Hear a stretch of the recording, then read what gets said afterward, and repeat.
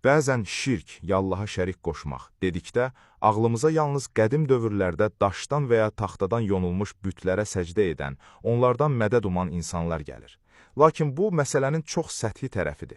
Çünki şirk sadəcə fiziki obyektlərə sitayiş etmək deyil, əslində ilahi səlahiyyətləri mənimsəmək, Allahın adından danışmaq, onun qoymadığı qaydaları mütləq ilahi qanun kimi cəmiyyətə sırmaqdır.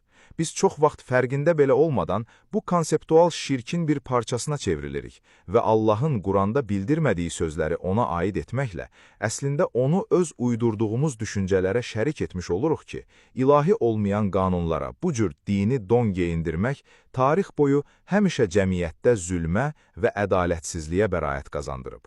Bunu Məkkə müşriklərinin timsalında çox aydın görürük. Çünki onlar sadəcə cansız bütlərə dua etmirdilər. Əsl faciə oydu ki, həmin bütlərin adından hüququ və sosial qaydalar icad edərək, Allahın heç bir zaman qadağan etmədiyi şeyləri haram edir, qadınları mirasdan məhrum edir və din, adət adı altında qız uşaqlarını diri-diri torpağa bastırırdılar.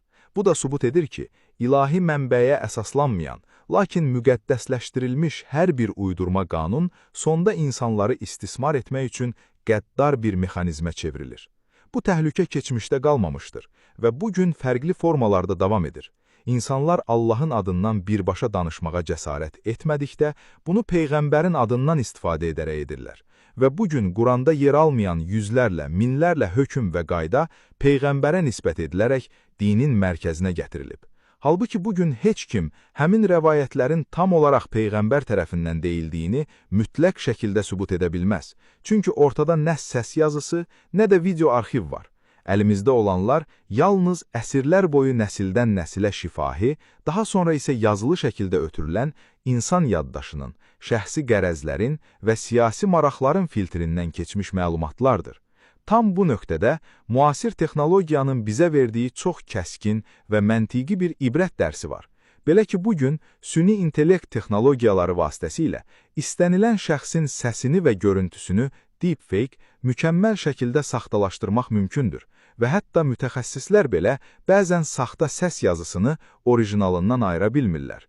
Əgər biz bugünkü informasiya dövründə gözümüzlə gördüyümüz və qulağımızla eşitdiyimiz rəqəmsal materialların həqiqiliyinə bu qədər şübhə ediriksə, 1400 il əvvəldən sadəcə insan faktoru ilə, eşidilmə və rəvayət edilmə yolu ilə bizə çatan mətnlərin heç bir xətaya, təhrifə və ya əlavəyə məruz qalmadığına necə əmin ola bilərik? Bütün bunlar bizi tək bir məntiqi nəticəyə gətirir. Din adına ortaya atılan, lakin ilahi kəlamda, yəni Quranda təsdiqini tapmayan hər hansı bir qaydaya qarşı son dərəcədə ehtiyatlı olmalıyıq.